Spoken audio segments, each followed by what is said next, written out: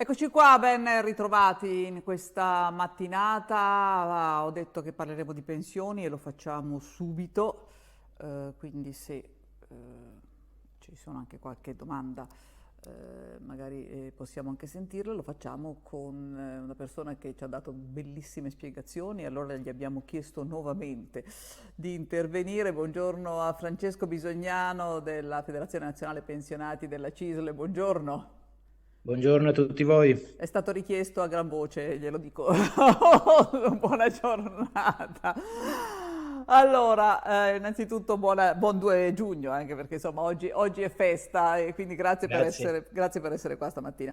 È la festa di tutti noi. Eh sì, allora parto dai dati che sono stati pubblicati proprio dalla CIS, dalla Federazione Nazionale dei Pensionati della CIS del Veneto, per poi un po' allargare, credo che il problema non riguardi soltanto il Veneto, ma un po' tutta Italia, no? Ovvero sia che in realtà questa storia che le pensioni minime saranno adeguate riguarderà una parte abbastanza relativa dei pensionati, che poi tutto questo spostamento prima a marzo, poi a maggio e poi adesso dal 1° luglio, e speriamo che Dio ce la mandi buona sia davvero dal 1° luglio, insomma ha lasciato un po' così molte persone perplesse e anche i nostri ascoltatori che mi hanno telefonato più volte dicendo ma quando arriva questo adeguamento? Il problema è che non arriverà per tutti, giusto?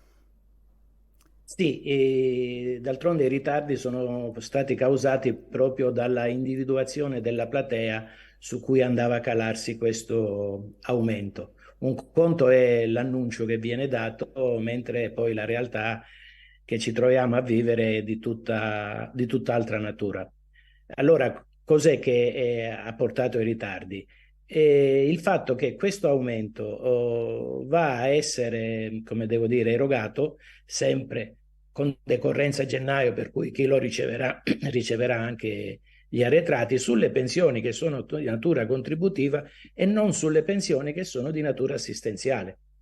Per cui un invalido civile che prende i 300 e qualcosa euro più l'indennità di accompagnamento di questo tipo di aumento non ne vedrà luce, perché comunque le pensioni, come si diceva l'altra volta, purtroppo in Italia sono tante normativamente da erogare e hanno tutta una serie di particolarità che portano a questo tipo di problemi quando poi bisogna mettere in pratica quella che comunque è l'annuncio che i vari governi che si succedono nel tempo poi fanno. E questo alle persone porta gravi disagi perché nessuno capisce sulla propria posizione e sono proprio le posizioni più deboli, le persone più deboli che hanno questo tipo di problema, che cosa succede alla propria prestazione. E qui bisogna in qualche maniera riuscire a dare le spiegazioni alla gente. Il consiglio è sempre quello di rivolgersi presso gli uffici di gente che comunque riesce a dargli le spiegazioni, patronati o presso i nostri uffici della CISL, in maniera tale da poter chiarire i dubbi che le persone hanno. Per cui tutte le prestazioni di natura assistenziale, come dicevo, questo tipo di aumento non lo vedranno.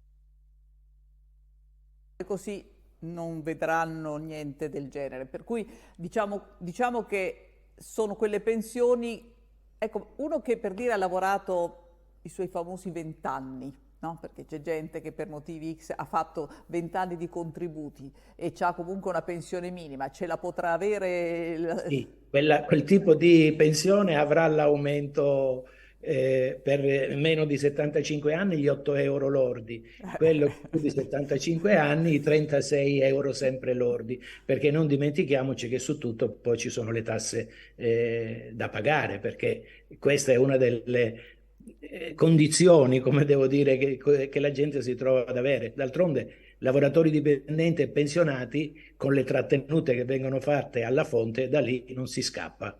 Ecco, non è stato fatto, credo, neanche il famoso adeguamento Istat, o se non vado errato. Non è l'adeguamento Istat, la perequazione di cui Sì. abbiamo parlato l'altra volta non era integrale, non era totale, perché era stata calcolata a ottobre del 2022 ed era il 7,3%, mentre l'inflazione effettiva era dell'8,1%. In un primo momento avevano promesso di anticipare quello 0,8 di differenza a luglio, ma poi proprio perché, come devo dire, per problemi immagino di spesa, questo tipo di anticipo rispetto al fatto che doveva avvenire a gennaio del 2024 non avverrà. Ecco, quindi anche questo dovremo aspettare Sì, scadenze, bisogna aspettare le scadenze successive. scadenze molto lunghe. Le pensioni credo che sia uno dei dibattiti più aperti che qualsiasi governo si è trovato a fare, anche perché purtroppo bisogna fare i conti con quello che c'è in cassa, cioè, parliamoci chiaro, anzi spesso con quello che non c'è in cassa. Sì. Basta vedere un po' quello che è successo, no, anche in Francia, quando a un certo punto il governo ha deciso di alzare di 2 anni l'età pensionabile. Lì è successo il finimondo. Secondo lei ci sarà la possibilità di trovare una quadra in questa faccenda? Oltretutto con una situazione di natalità come abbiamo noi in Italia rischiamo veramente di non riuscire a venirne fuori. Questo è un grosso problema e purtroppo la maniera di risolverlo è quello di sedersi tutto attorno a un tavolo, così come da tempo chiedono le organizzazioni sindacali, e cercare di fare una riforma vera e completa e che prenda tutti gli aspetti che riguardano le pensioni. La denatalità purtroppo è uno dei più grossi problemi perché significa meno contributi, meno attività lavorative, meno contributi versati, per cui visto che in Italia le pensioni si pagano con i contributi di chi sta al mondo del lavoro, meno gente c'è, meno gente purtroppo lavora, meno contributi ci sono. E anche lì abbiamo visto in questi giorni una cosa necessaria, che era quella del cuneo fiscale, che poi ha significato non far pagare ai lavoratori dipendenti contributi utili poi a pagare pensioni e prestazioni, e che comunque sono soldi che non si troveranno poi nel futuro. Per questo bisogna intervenire prima possibile, sedersi attorno al tavolo e fare una riforma ragionevole che riesca a mettere a regime questo tipo di problemi, invece di continuare a dare sempre piccole prestazioni, a fare promesse che poi però non soddisfano la gente. Ecco, poi c'è una persona che voleva fare una domanda, poi gliela passo. Volevo chiederle questo, no? Dicevamo anche l'altra volta, se non vado errato, mi ha detto che ci sono 53 tipologie di pensioni diverse. Ecco, non sarebbe anche il caso, tutto sommato, di riuscire a snellire un po' queste situazioni? E poi E soprattutto questo se è possibile farlo. Beh, queste sono norme che purtroppo si sono stratificate nel tempo.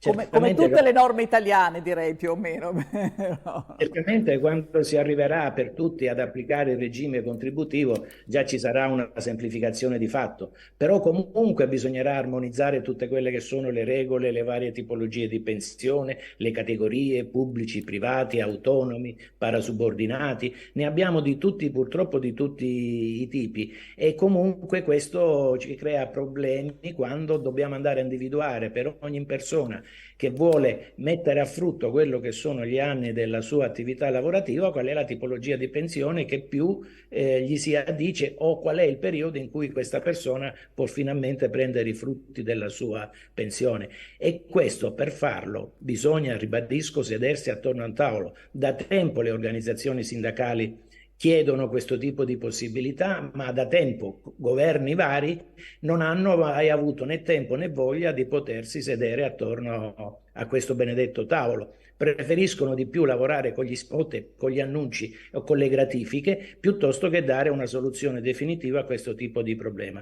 In Italia probabilmente non succederà mai quello che è successo in Francia, proprio perché ci sono corpi intermedi che riescono a essere ragionevoli rispetto alle prospettive da dare alla popolazione, alla gente che lavora, a chi si aspetta di poter mettere, come dico, a frutto quello che è la sua vita lavorativa. Anche perché parlo da profano, però immagino che voglio dire uno snellimento da questo punto di vista sarebbe anche un vantaggio economico per lo Stato, probabilmente spenderebbe meno. E certo, perché comunque riuscirebbe a mettere a regime anche, come devo dire, il sistema dei vari imbrogli che ci sono sotto. Quando noi abbiamo visto la spesa per il reddito di cittadinanza e abbiamo visto le truffe che c'erano sul reddito di cittadinanza, sicuramente erano cifre che potevano essere usate in altra maniera, ma lì bastava sistemare quello che era il problema che nasceva da questo tipo di prestazione, invece che agire sui tagli netti e mettere in crisi anche lì determinate fasce di popolazione. Si sapevano quali erano i motivi per cui c'erano le truffe, bastava intervenire su quello. Sì, ecco appunto, no, proprio perché, voglio dire, in Italia si sta sempre parlando, no, di spending review, no? I famosi tagli delle spese inutili. Immagino che tante norme da dover controllare siano una spesa in ogni caso. Indubbiamente, indubbiamente sì, però per non essere sempre negativi, ecco, Sì? rispetto alle E cose poi che ci passiamo alla dicono. telefonata. Sì, prego, prego. Ecco, questo mese dovrebbe entrare in vigore un'altra delle promesse fatte dal governo, che è la carta spesa, che sarebbe una provvidenza economica da usare solo per acquisti di beni di prima necessità di circa 380 euro, che verrà gestita dai comuni tramite INPS, in cui i nuclei familiari che si trovano in determinate condizioni con un ISEE inferiore a 15.000 euro riceveranno dai comuni, senza fare domanda, e qui speriamo che la semplificazione funzioni, questa provvidenza economica da usare proprio per l'acquisto di beni di prima necessità, e parte proprio da luglio. Cerchiamo di essere fiduciosi. Sentiamo chi è al telefono. Pronto, buongiorno. Buongiorno dottoressa, sono Giulio di Ponte nelle Adi e buongiorno signore Francesco, mi sembra che si chiama. Francesco Bisognano, Allora, prego. io ho telefonato perché proprio ieri, sono andato a tirare fuori la pensione, ma io non vedo nessun cambiamento. Dal 2007 io dei aumenti non ne ho visti, perché se li ho visti non li trovo più. Allora io vorrei capire, ma volete togliere a chi ha qualche cosa in più, che ha fatto i suoi anni di lavoro, pagando i contributi e tutto, e dare agli altri che hanno i figli, che hanno questo, che hanno quell'altro e non hanno mai fatto i suoi versamenti che doveva fare. Il lavoro è 41 anni, 42, 43, quello che è, ma io dico, ma dove sono finiti i soldi di quelli che hanno versato, che non si trovano? Io non trovo più niente. Ieri sono andato a prendere la pensione e ho trovato ancora più bassa la pensione. Ma allora perché queste cose qui, dare soldi a uno che non ha versato? Giusto, aiutarli fino a quel punto e basta, ma non sempre a loro e agli altri che hanno versato. Va bene, grazie Giulio, grazie, buona giornata. Ci sono pensioni che si mantengono sempre stabili nel tempo? Allora no, non ci sono, anche se minimi gli aumenti delle perequazioni ci sono sempre stati.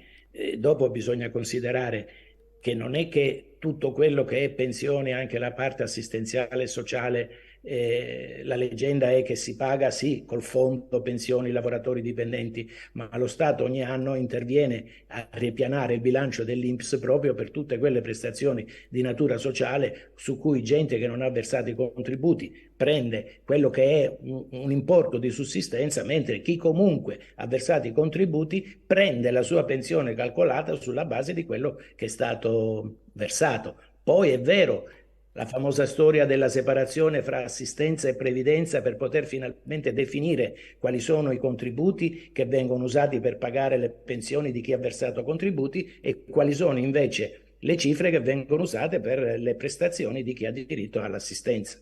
Ecco, le chiedo un'ultima cosa. Nel corso di questi ultimi anni, c'è una telefonata però, sentiamo chi c'è. Pronto, buongiorno. Buongiorno, sono Paolo Di Recco della provincia di Genova. Sono un pensionato da 5 anni e prendo la reversibilità di mia moglie da 20 anni perché è morta da 20 anni. Ho sentito che c'era dei problemi sulle reversibilità. Com'è la cosa? Qualcuno mi ha detto. A parte che circa 7-8 mesi fa un'impiegata dell'INPS, che c'è un piccolo ufficio qua nel mio paese, mi ha fatto fare una cosa, mi ha fatto recuperare dei soldi, e quindi però sento dire che c'è dei problemi sulle reversibilità. Grazie. No, sulle reversibilità non ci sono problemi, vengono pagate regolarmente con come tutte le altre pensioni. Sulla reversibilità, anche qui però da tempo è stato inserito anche un discorso di reddito, per cui, come devo dire, il reddito di ognuno individuale determina anche la quota di reversibilità rispetto a chi il dante causa, cioè chi era deceduto, per cui viene assegnato dal 25 al 50, al 40% di quella quota lì, tutto qua. E però anche qui bisogna andare a vedere individualmente sulla propria posizione esattamente qual è il reddito su cui poi viene erogata la reversibilità. Che comunque, pur minima, comunque viene erogata. Sì, sì, assolutamente sì. Ecco, la domanda che le volevo fare prima era questa. Tanti enti nel corso degli ultimi anni, enti pensionistici previdenziali, sono confluiti nell'INPS, no? Perché insomma evidentemente non sono riusciti a sostenere il peso anche del costo, eccetera. È un bene o un male che a questo punto l'ente previdenziale sia unico dal suo punto di vista? Se si riuscisse a fare un sistema di calcolo unico per tutti, sarebbe un bene, perché farebbe parte di quel ragionamento dei risparmi. Perché quando, per esempio, qualcuno per motivi contabili va a confluire nell'INPS, è perché rispetto a quella che è la contribuzione di quel tipo di ente, purtroppo i contributi versati non bastano a pagare le prestazioni che sono state calcolate e erogate in una determinata maniera. Facciamo l'esempio ultimo, quello dell'INPGI, che è confluito nell'INPS ultimamente. L'INPS pagherà tutte le pensioni erogate fino a una certa data, mentre l'INPGI continuerà a esistere per pagare tutte le pensioni successive, quelle col sistema contributivo, dove riuscire a mantenere il bilancio è molto più facile, perché chi versa prende quello che ha versato sulla sua contribuzione. Diciamo che è un po' la cosa fatta. Ecco, all'estero, che lei sappia, funziona nello stesso modo? Cioè ci sono Beh, tante pensioni come da noi, tante tipologie? no, non ci sono tante tipologie, ma ci sono sistemi di calcolo diversi. In Francia il problema che è successo è proprio perché c'è un sistema di calcolo più favorevole, un'età anticipata rispetto ad andare in pensione, ma prima o poi tutti devono fare i conti con quello che viene versato. E certamente, insomma, io credo, non so se c'è ancora una telefonata e poi la lascio. C'è? Sì, eccola qua, prendiamo l'ultima e poi la lascio. Pronto, buongiorno? Buongiorno, telefono da Bolzano. Sì. Volevo dirle, siccome prima mi sente signora? Sì, un po' ovattata, ma la sento. Volevo dire, prima c'era una signora della Svizzera che ho sentito, che può darsi che sia ancora in ascolto, così sente la differenza da come fanno in Svizzera e come fanno in Italia. Praticamente danno pensioni a tutti, anche quelli che non hanno pagate. Volevo dire a questo signore, io non mi intendo di pensioni, perché non tolgono un po' queste belle pensioni che non la sento più. Va bene, allora niente, a posto così. Va bene, insomma, ci siamo Volevo un po' darle, Come? volevo dare un'ultima notizia prima che Sì, parliamo certo. solo di cose che non fanno. Ricordo anche a tutti che con il mese di luglio viene erogata la 14ª, che è anche lì quella cifra aggiuntiva che va da 400 circa euro a 600 euro e che viene erogata a tutte quelle pensioni che hanno un certo reddito e che hanno un certo tipo di anni di contribuzione. Anche questa è una di quelle, come devo dire, somme aggiuntive che vengono versate a sostegno dei redditi più bassi, dei redditi pensionistici più bassi. Però non sempre arriva in automatico, perché ci sono degli ascoltatori che mi telefonano che tutte le volte devono andare a farne richiesta, spesso e volentieri. È lì perché c'è qualche problema sull'individuazione dei redditi ed è per quello. Poi se non viene erogata, perché viene erogata in automatico alla stragrande maggioranza, allora lì basta fare una ricostituzione e l'INPS accerta immediatamente il diritto e dà tutti gli arretrati che le persone devono avere. Ecco, allora, confidiamo in questo 1° luglio, che ormai è diventata una di quelle date da cerchietto rosso sul calendario. Come abbiamo detto, non per tutti, quindi arriverà soltanto per chi ha avuto una contribuzione e per il resto, insomma, in qualche modo le pensioni sociali, quindi le abbiamo escluse a prescindere. Quindi.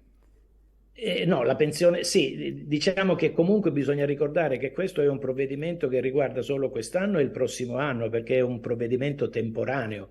Poi bisognerà vedere proprio in quel ragionamento di mettersi assieme per definire definitivamente qual è questo tipo di sistema, che la cosa possa avere una certezza definitiva e calarsi su tutti quelli che comunque hanno necessità di avere importi che permettono un sostentamento rispetto alla propria vita. Perché anche il rischio che dal 1° gennaio questa cosa non ci sia più, insomma, ecco. No, nel 24 c'è, perché Ah, questa ok. cosa, il 23 e il 24, deve essere proprio stabilizzata poi per gli anni a venire. È come il taglio del cuneo fiscale, che è fino a novembre, ma in fase di legge di bilancio dovrebbe essere stabilizzato anche per gli anni a venire. E come al solito che Dio ce la mandi buona. Benissimo, grazie mille. Le auguro una buona giornata, grazie. Giornata e buon 2 giugno a tutti voi. Grazie, buona giornata, grazie. Ecco, perché sappiamo che in Italia dobbiamo sempre poi, come dire, affidarci alla provvidenza, in questo caso invece alla previdenza. Pronto, buongiorno. Buongiorno signora Ravella, io vorrei parlare con il signor Francesco. Buongiorno. Credo che l'abbiamo salutato però in questo momento. Ah no, cioè è sempre lì che ci aspetta, abbia pazienza. È tornato, prego. Buongiorno signor Francesco, io sono Giovanni da Sassari. Allora, io prendo una pensione, ho lavorato 50 anni facendo il muratore, però non versavano contributi perché io tanti anni, ho 70 anni, e quindi mi sono trovato con pochi contributi, saranno 16-17 anni, e prendo una pensione minima. Allora, e quindi ho preso prendo la 14ª, però me l'hanno bloccata perché l'hanno unificata alla pensione francese, che ho lavorato in Francia.